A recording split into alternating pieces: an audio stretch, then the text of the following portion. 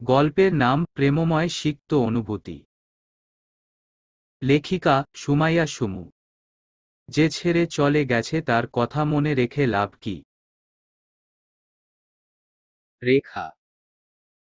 আমি তো পারছি না ভুলে যেতে। মেঘা। নিজেকে শক্ত কর।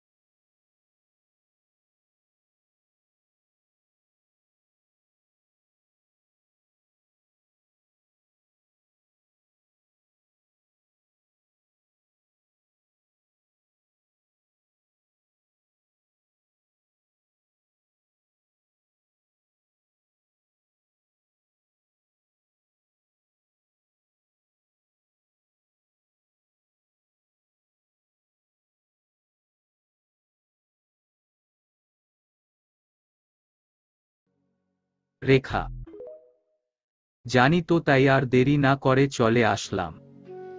মেঘা: মেঘু: রেখা: হুম বল। মেঘা: স্বাভাবিক হতে পেরেছিস। রেখা: স্বাভাবিক না হয়ে উপায় আছে। সে তো আমাকে ছাড়া বেশ ভালো আছে, তাহলে আমি কেন পারবো না বল। যে চলে গেছে তার জন্য বাসার প্রত্যেকটা মানুষকে কষ্ট দিব। তোকে কষ্ট দিব। এতটা স্বার্থপর আমি নই। তোরা সবাই আমাকে যেই ভালোবাসিস, তাতে একজন বেঈমানের জানা কষ্ট পেয়ে তোদের ভালোবাসাকে পায়ে ঠেলে দিলে আল্লাহ তাআলাও নারাজ হবেন। আমি চেষ্টা করছি ওকে সম্পূর্ণ ভুলে যাওয়ার। বেঈমানদের মনে রাখার কোনো মানে হয় না। মেঘা: যাক, তুই স্বাভাবিক হয়েছিস এই অনেক। তোকে হাসিমুখেই মানায় মেঘু। যাই হয়ে যাক, এমন আপোসেট হয়ে থাকবি না। আল্লাহ তাআলার উপর সব ছেড়ে দে। একটা প্রবাদ আছে জানিস, আল্লাহ ছেড়ে দেন কিন্তু ছাড় দেন না। আর এই কথাটা আমি মনে প্রাণে বিশ্বাস করি। রেখা: হয়েছে, চল এখন ক্লাসে যাই। মেঘা: হুম চল। রেখা ক্লাস করে মেঘা বাসায় চলে এলো। ফ্রেশ হয়ে খাওয়া দাওয়া করে টিভি দেখতে লাগলো। হঠাৎ কলিং বেল বেজে উঠল। আশেপাশে আর কাউকে দেখতে না পেয়ে বিরক্ত হয়ে মেঘা নিজেই উঠে গেল দরজা খোলার জন্য। দরজা খুলতেই সামনে দাঁড়িয়ে থাকা যুবককে দেখে মুখ থেকে অস্পষ্ট স্বরে বেরিয়ে এলো, ফারহাজ ভাইয়া। ফারহাজ দেখতে আগের থেকেও বেশি সুন্দর হয়ে গেছে। 5 ফুট 10 ইঞ্চি লম্বা, চাপ দাড়ি। ঘামের জন্য সিল্কি চুলগুলো কপালের একপাশে লেপ্টে আছে। ফর্মাল ড্রেস আপ, এক হাতে লাগেজ। ফারহাজকে দেখতে অনেক বেশি হ্যান্ডসাম লাগছে। ফারহাজ ডান হাত দিয়ে নিজের কপালে স্লাইড করতে করতে বলল, চোখ দিয়েই কি আমাকে গিলে খেয়ে ফেলবি নাকি? কথাটা কানে যেতেই মেঘা লজ্জা পেয়ে মাথা নিচু করে দৌড়ে নিজের রুমে চলে গেল। ফারহাজ মুচকি হেসে বিড়বিড় করে বলল, এতদিন আমাকে অনেক জ্বালিয়েছিস। এবার থেকে তোর জ্বলার পালা। ফারহাজ ভিতরে ঢুকে গলা ফাটিয়ে সবাইকে ডাকতে লাগল। সবাই খাওয়া দাওয়া করে একটু ঘুমিয়েছিল। হঠাৎ কারো এমন জোরে জোরে ডাক শুনে সবাই ধরফর করে ঘুম থেকে উঠে বসার ঘরে এলো। বসার ঘর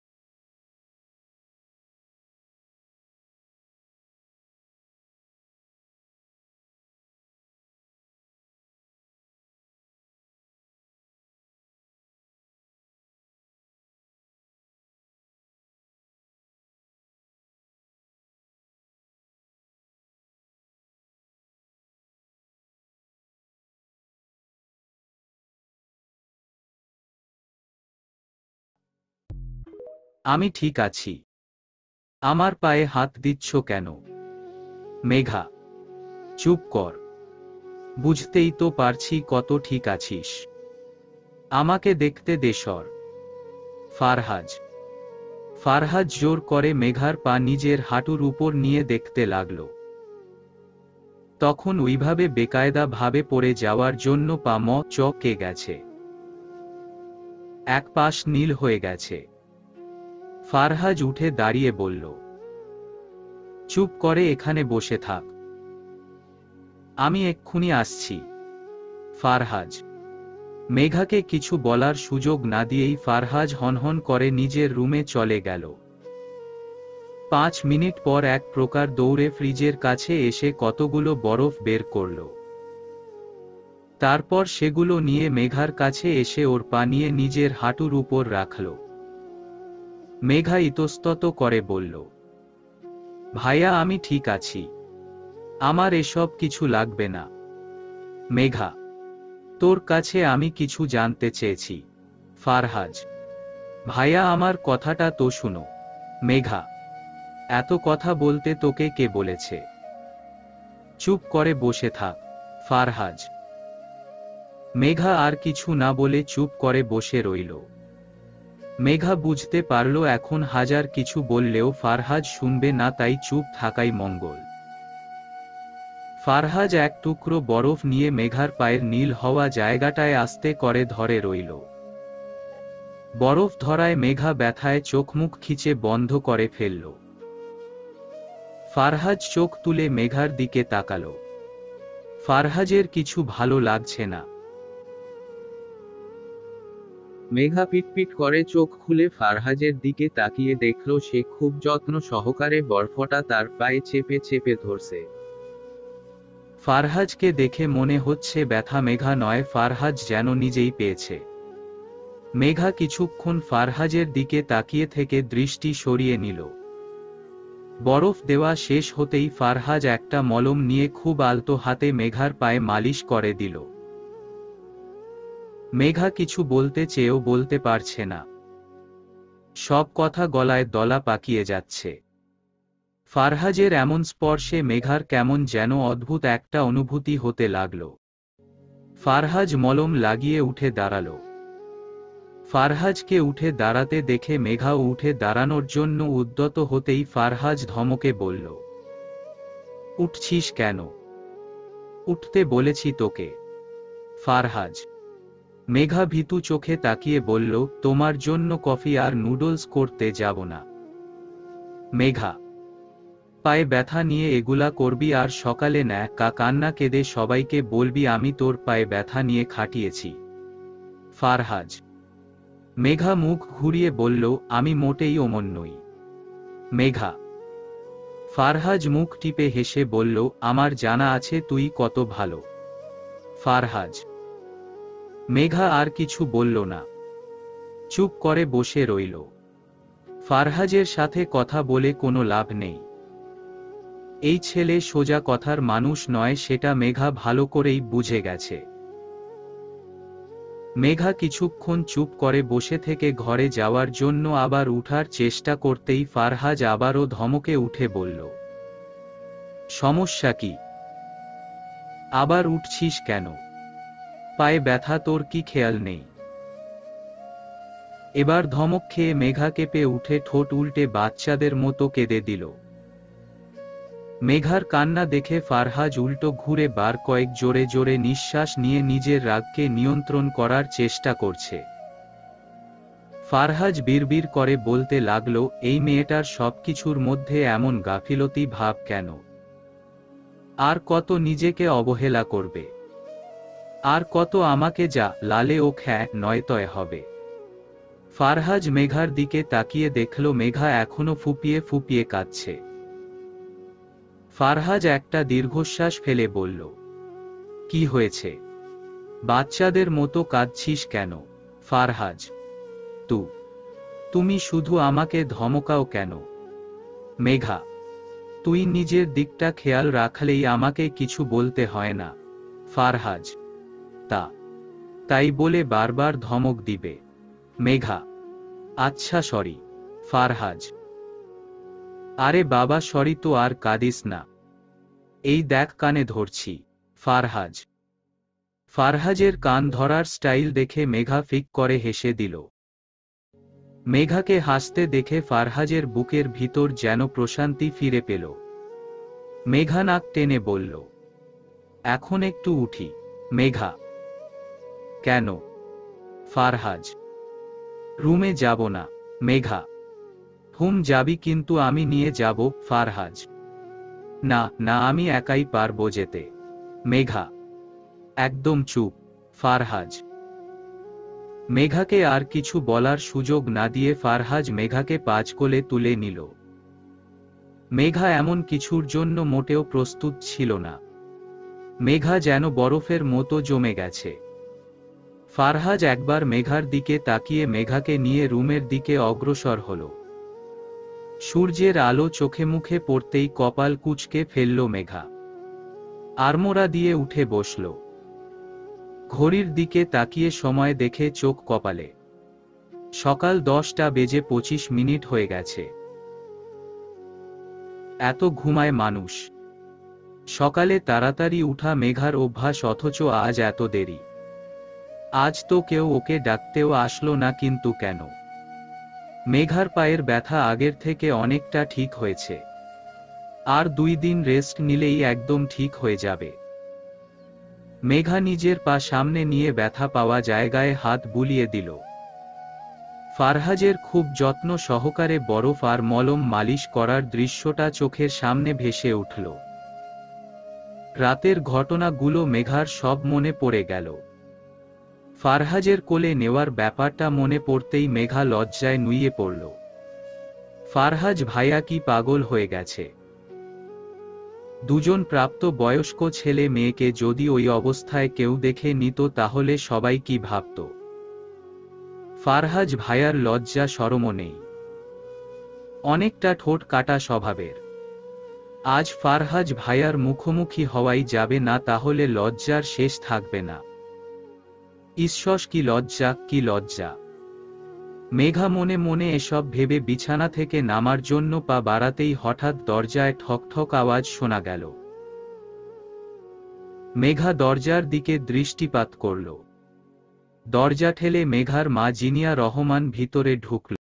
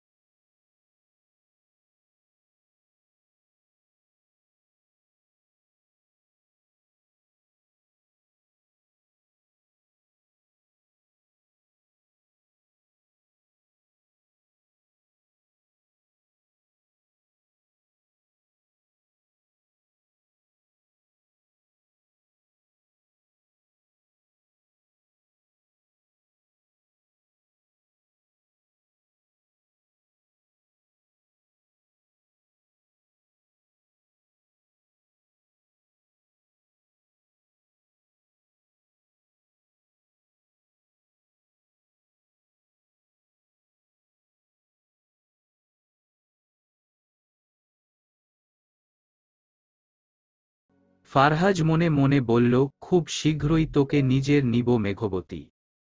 নিজেও অনেক পেয়েছি, তোকেও অনেক কষ্টে পাইয়েছি, কিন্তু আর নয়। এবার খুব তাড়াতাড়ি আমাদের ভালোবাসার অধ্যায় শুরু হবে, যেখানে শুধুই জনের অফুরন্ত ভালোবাসা থাকবে না, যেখানে বিন্দুমাত্র কষ্টের কোনো জায়গা থাকবে না। ভালোবাসি মেঘবতী, ভীষণ ভালোবাসি।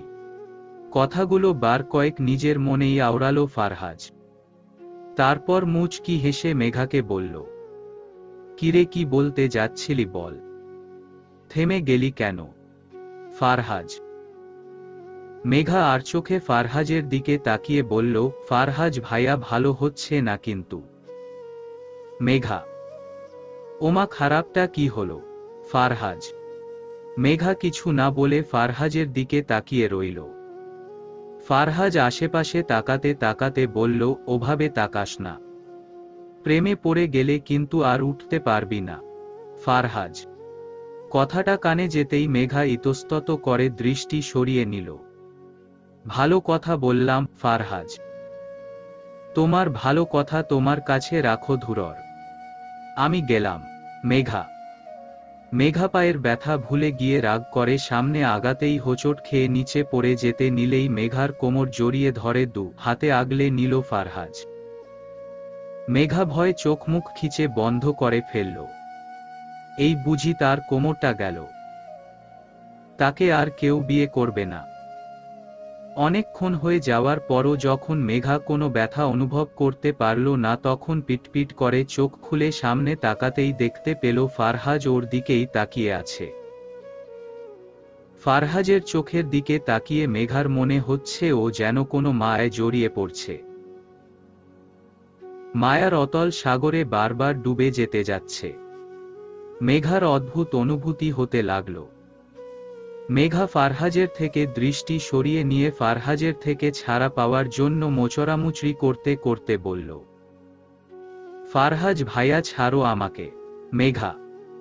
ফারহাজের হুঁশ ফিরতেই মেঘাকে সোজা করে দাঁড়িয়ে ফারহাজ ছেড়ে দিয়ে রাগী দৃষ্টিতে মেঘার দিকে তাকালো। ফারহাজের এমন দৃষ্টি দেখে মেঘা কাচুমাচু হয়ে দাঁড়িয়ে রইল। তোর পায়ের ব্যথা যে ঠিক হয়নি সেটা ভুলে গেছিস? ফারহাজ। এত তাড়াহুড়োর কি আছে? আস্তে ধীরে চলতে পারিস না? আমাকে রাগাস না মেঘা। ফারহাজ। সরি মেঘা, এখন খাবার খেয়ে সোজা নিজের রুমে যাবি। তোর পড়ার টেবিলের উপর আমি ঔষধ রেখে আসছি, সেখান থেকে ঔষধ খেয়ে রেস্ট নিবি। তোকে যদি রুম থেকে বেরিয়ে কোনো জায়গায় ঘুরঘুর করতে দেখেছি তাহলে আমার থেকে খারাপ কেউ হবে না। ফারহাজ। ফারহাজের কথা শুনে মেঘা ঠোঁট উল্টে খুঁড়িয়ে খুঁড়িয়ে চলে গেল। দূর থেকে মাগরিব আজানের ধ্বনি কানে ভেসে আসছে। মেঘা অজু করে এসে নামাজ পড়ে নিল। মেঘার আর ঘরে বসে থাকতে ভালো লাগছে না। সেই সকালে নাস্তা করে ঘরে এসেছে, এখনো অবধি ফারহাজের জন্য ঘর থেকে বের হতে পারেনি। দুপুরের খাবারটাও অহনা বেগম এসে নিজে হাতে মেঘাকে খাইয়ে দিয়ে গেছেন।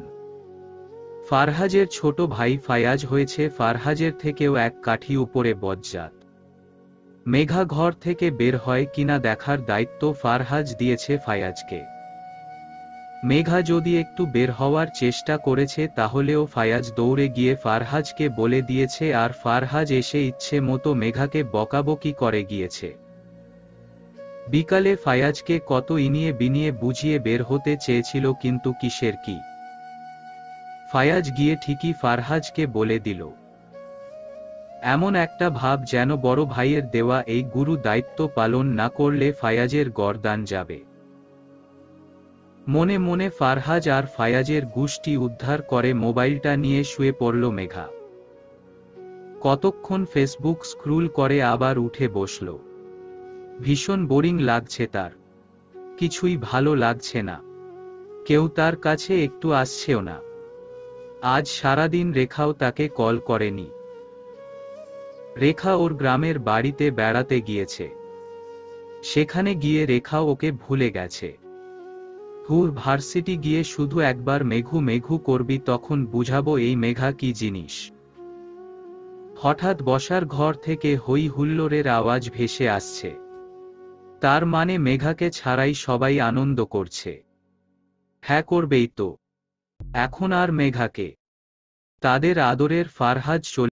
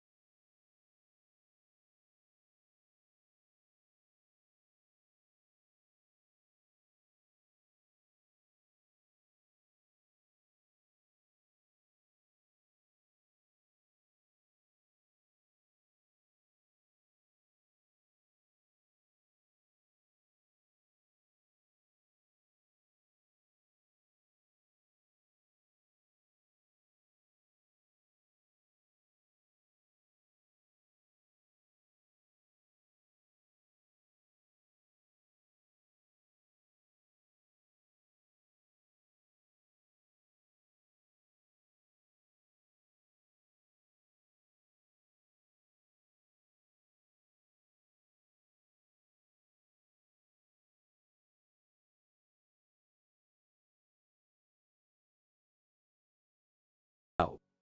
আমি আসছি। মেঘা। ফারহাজ হাসতে হাসতে চলে গেল। মেঘার মনটা অন্যদিকে ঘুরানোর জন্যই এভাবে কথা বলেছিল। কিছুক্ষণ পর মেঘাও বসার ঘরে চলে এলো। আজ ফারহাজ প্যাকিং খুলেছে। বিদেশ থেকে নিয়ে আসা সবার গিফট নিয়ে বসেছে। একে একে ফারহাজ সবাইকে গিফট দিয়ে দিল। যে যার গিফট খুলে দেখতে লাগলো। শুধু মেঘা গিফটটা নিয়ে বসে আছে। তা দেখে ফারহাজ বলল, কিরে তুই তোর গিফটটা খুললি না? ফারহাজ, না এখন থাক, পরে খুলে দেখব। মেঘা। মেঘার কথা শুনে ফারহাজ আর কিছু বলল না। ফারহাজও চায় মেঘা তার দেওয়া গিফটটা একা খুলে দেখুক। একদম একান্ত। এটা যে শুধুই সে তার মেঘবতীর জন্য এনেছে। সবাই মিলে আনন্দ করে আড্ডা দিতে লাগল।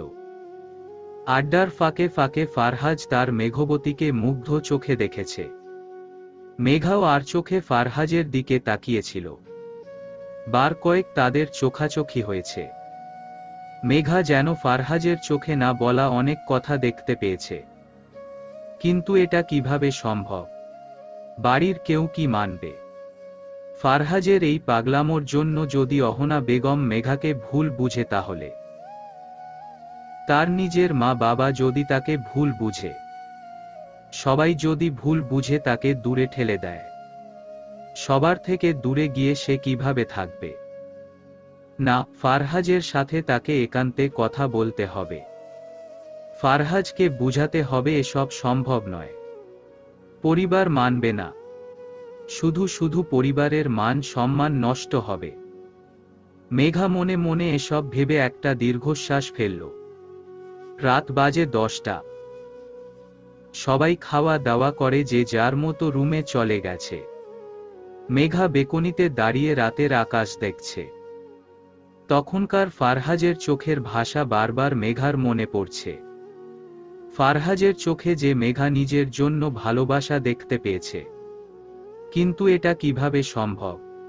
আদৌ এসব সম্ভব? ফারহাজ ভাইয়া ভুল করছে, বড্ড বেশি ভুল করছে। মেঘা মনে মনে এসব ভেবে একটা তপ্ত শ্বাস ফেলে রুমে চলে এলো। বিছানার দিকে তাকাতেই হঠাৎ ফারহাজের দেওয়া গিফটটা চোখে পড়ল। ফারহাজ কি দিয়েছে দেখার জন্য কৌতূহল হচ্ছে ভীষণ। মেঘা বিছানায় বসে গিফটটা হাতে তুলে নিয়ে উল্টে পাল্টে দেখতে লাগল। ভিতরে কি আছে বোঝার চেষ্টা করছে, কিন্তু সে ব্যর্থ হল। মেঘা ধীরে ধীরে প্যাকেটটা খুলল। ভিতরে একটা লম্বাটে বক্সের মতো। মেঘা বক্সটা খুলে অবাক চোখে তাকিয়ে রইল। বক্সের মধ্যে মেঘার একটি হাস্যোজ্জ্বল ছবি, যেটা দেখেই বোঝা যাচ্ছে ফারহাজ নিজ হাতে পেইন্ট করেছে। সাথে একজোড়া ডায়মন্ডের নূপুর। ছবিটা রেখে নূপুরগুলো হাতে নিয়ে মেঘা দেখতে লাগল। নিজের অজান্তেই ঠোঁটের কোণে হাসি ফুটে উঠল। নূপুরের প্রতি মেঘা ছোটবেলা থেকেই ফুটবল। গহনার মধ্যে নূপুর মেঘার একটু বেশিই পছন্দ। তার উপর যদি হয় এত সুন্দর নূপুর, তাহলে তো কোনো কথাই নেই। আচ্ছা, ফারহাজ ভাইয়া কি তার পছন্দের কথা জানত?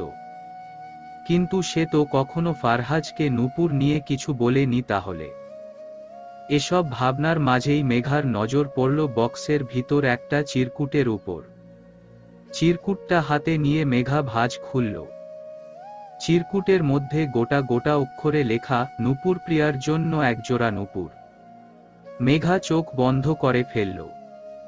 ওর সারা শরীর দিয়ে একটা অদ্ভুত শিহরণ বয়ে গেল। না, এসব প্রশ্রয় দিলে ফারহাজ ভাইয়াকে থামানো যাবে না।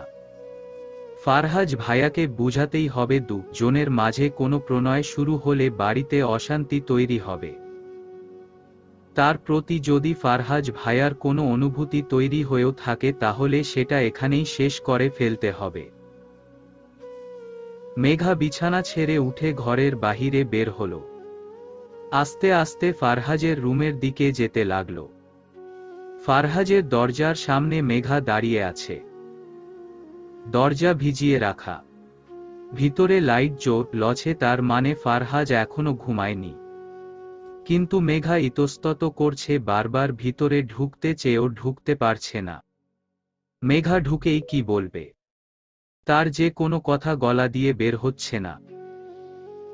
কত কথা সাজিয়ে এনেছিল সে ফারহাজকে বলবে, কিন্তু দরজার সামনে এসেই তো মনে হচ্ছে সব কথা ভুলে গেছে। মেঘা হালকা একটু দরজা ফাঁক করে দেখল ফারহাজ বিছানায় বসে ল্যাপটপে কি যেন করছে। দরজা আবার আগের মতো ভিজিয়ে মেঘ দরজার সামনে পায়চারি করতে লাগল। সে কি করবে ভাবছে। হঠাৎ ভিতর থেকে ফারহাজ বলল, আর কত বাহিরে দাঁড়িয়ে থাকবি? কিছু বলার থাকলে ভিতরে এসে বলে যা। ফারহাজ। হঠাৎ ফারহাজের কথা শুনে মেঘা জমে গেল। মেঘা বাহিরে দাঁড়িয়ে আছে সেটা ফারহাজ কিভাবে বুঝল? ভালোবাসার মানুষের উপস্থিতি কি সামনে না থাকলেও বোঝা যায়? মেঘা আর কিছু ভাবতে পারল না। সেখান থেকে চলে গেল। হঠাৎ করে আকাশে মেঘ ডাকছে। বৃষ্টি হবে হয়তো। মেঘা নূপুরগুলো নিয়ে বেকনিতে গিয়ে দোলনায় বসল। তার কিছু ভালো লাগছে না। ফারহাজকে কিভাবে কি বলবে বুঝতে পারছে না। তার মাথা শূন্য শূন্য লাগছে। এসব ভাবতে ভাবতে সেখানেই কখন চোখ লেগে গেছে মেঘা বুঝতেই পারেনি। রাত বাজে 2:10। ফারহাজ মেঘার রুমের সামনে এসে দেখল দরজা খোলা। তাহলে কি মেঘা ঘুমায়নি? ফারহাজ ভিতরে ঢুকে লাইট অন করে পুরো রুমে চোখ বুলিয়ে দেখল মেঘা রুমে নেই। হঠাৎ করে বেলকনির দিকে নজর পড়তেই ফারহাজ সেদিকে এগিয়ে গেল। নিচের দিকে তাকাতেই দেখতে পেল মেঘা বেকনিতে গুটিসুটি মেরে বসেই ঘুমিয়ে গেছে। ঠান্ডা বাতাসে একটু পর পর কেঁপে কেঁপে উঠছে। দেখেই বোঝা যাচ্ছে শীত করছে। ফারহাজ হাঁটু গেড়ে মেঘার সামনে বসল। মেয়েটার ঘুমন্ত মুখের দিকে নিষ্পলক চোখে তাকিয়ে রইল। মেয়েটা এত স্নিগ্ধ কেন? মেয়েটাই স্নিগ্ধ নাকি তার কাছে মেয়েটাকে এতটা স্নিগ্ধ, মায়াবী লাগে? ফারহাজ মুচকি হেসে মেঘার হাতের দিকে তাকিয়ে দেখল তার দেওয়া নূপুরগুলো। ফারহাজ একবার মেঘার দিকে তাকিয়ে ওর হাত থেকে নূপুরগুলো নিয়ে মেঘার পা আস্তে করে টেনে সামনে এনে পরিয়ে দিল। তারপর আবার মেঘার মুখের